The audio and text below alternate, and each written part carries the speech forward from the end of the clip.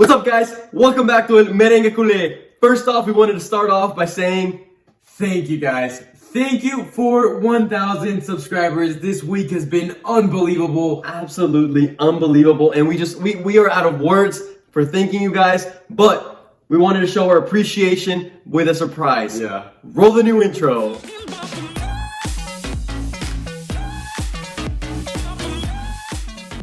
The time that we have all been waiting for is finally here. The UEFA Champions League final has arrived, and I just kind of want to remind you guys of how this came to be. The format of the Champions League had been changed due to the whole COVID pandemic, and honestly, I am super happy about it. I think it brought like a certain excitement that really made it unique, right? This whole one-off legged game, everything was live or die. Yeah. Simple. Yeah. Straight to the point, action-packed. I loved it. Yeah.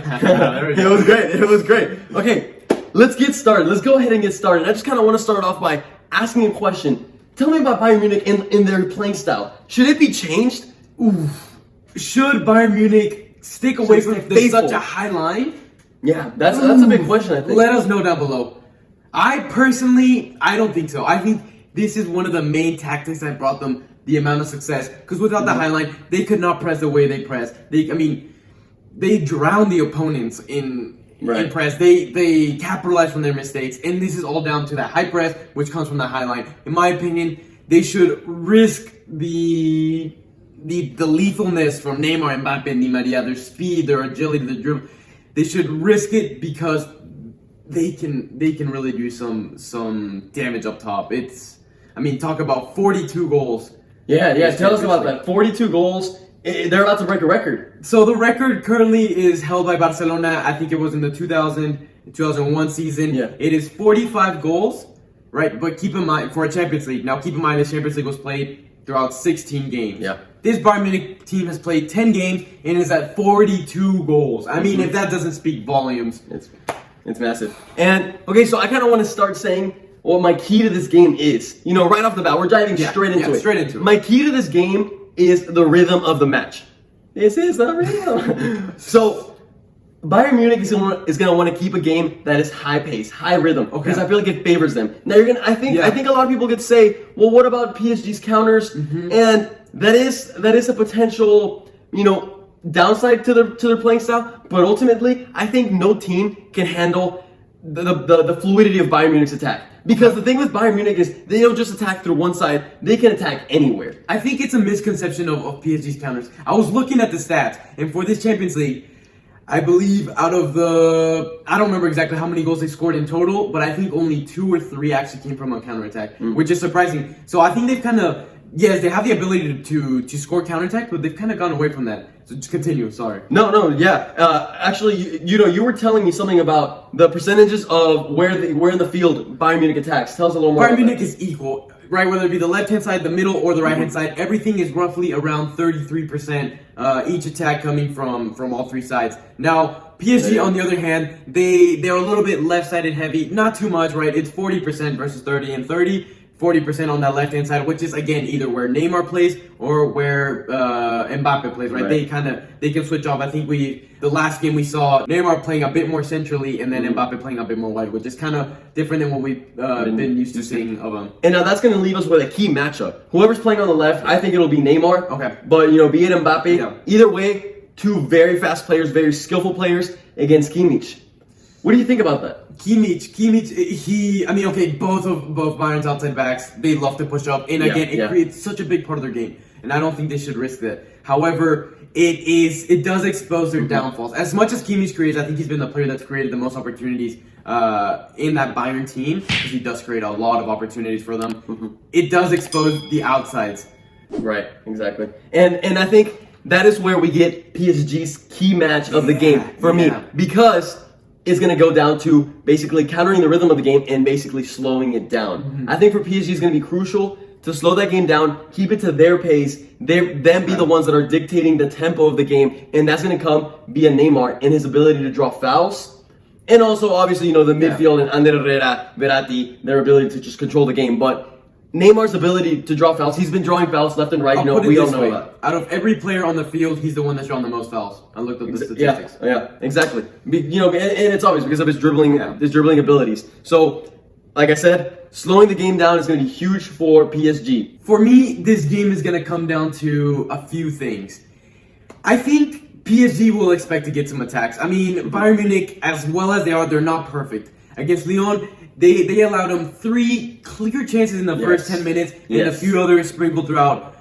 The Barca, it was a similar, same thing. They allowed them, first of all, the own goal. Then there was that chance where I think it was Messi that crossed it, and it went past 4 Barcelona attackers, hits the post. Yes. There was another Messi chance. So I think PSG will expect to get some chance. Now it's going to come down to how well they can convert those chances. These past 2 games, Neymar especially, Mbappe thrown in there as well, they have not been clinical. Neymar right in front of goals multiple times, shoots it wide. Yes.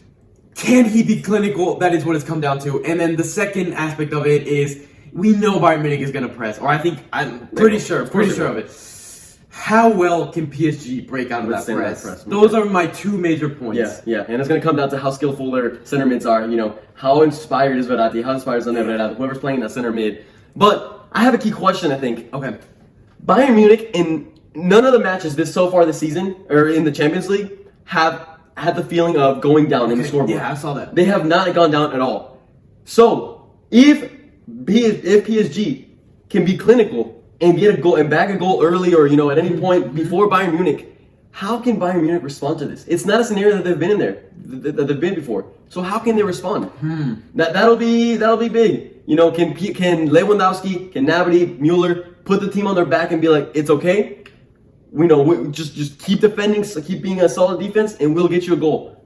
So it'll be interesting. And also, as we know, tell us about Lewandowski's record or potential record. So Lewandowski, he's going to be looking for goals. He currently has 15 goals in this Champions League campaign, second to only, in this campaign he's first, but in history, second to only Cristiano Ronaldo, which holds 17 goals. So depending on how this game turns out, Lewa can definitely look to equalize that record, if not surpass it. So I think that's something the Bayern team as a whole will definitely be pushing for. Now, I think one of Bayern Munich's most overlooked players is Thiago Alcantara. When you think of Thiago, I think it's safe to assume we all think, great dribbler, great skill moves, maybe not the best defensively. No, but that's fair, right? If we look at the statistics on the field, he is the player that has the most tackles. That's interesting. Right? I didn't know that. Okay. Equally, he is the player with the most interceptions. Okay. Wow. And not the player with the least amount of fouls conceded or giving up, but he is he does hold a very low, I think right under 2 fouls a game. So I think this Thiago that we're seeing in this Bayern Munich team, which is kind of different from the one we were used to, gives him a lot of defensive structure in the middle. Okay. I think he holds that balance without having that full responsibility. And it's probably nice for him to have a player like Goretzka who's a box-to-box midfielder and can really back him up.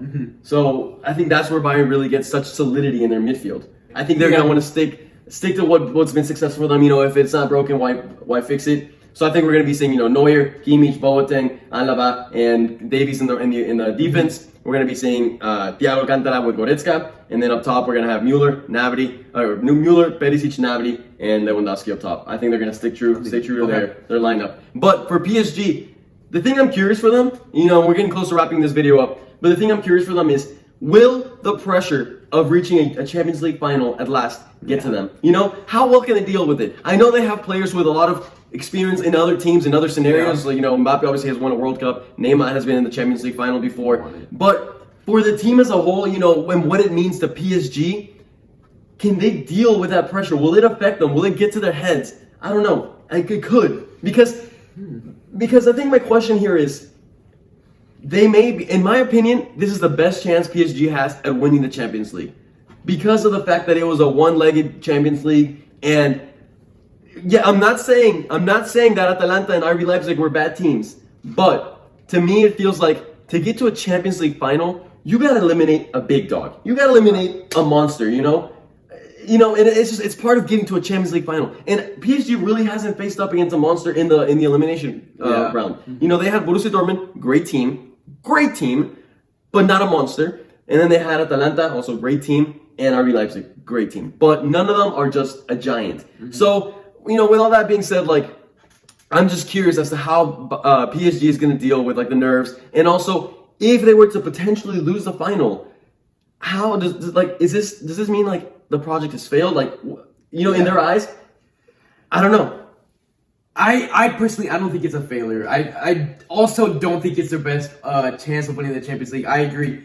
They might have not had to go through such a hard road to get to the final, but this Bayern Munich team, though in the current form that they're at right now, they're just looking really, really strong. And I think it doesn't necessarily, just because they're here in this stage doesn't mean it's their best chance at winning. I think they have a good project filled with young players, or I mean, players that can still continue to deliver. Right. Well, with that being said, let's move on to our final segment, which is our predictions. Okay? And do you have anything you want to say about this before we... Yes. So, obviously, both of these teams have taken a part of my soul away. So, from a very neutral point of view, let's start the countdown. Ready? 3, 2, 1. That's right, guys. I will be supporting Bayern Munich for this final. I'm supporting PSG. Currently have that Mbappe World Cup winning jersey. Yeah.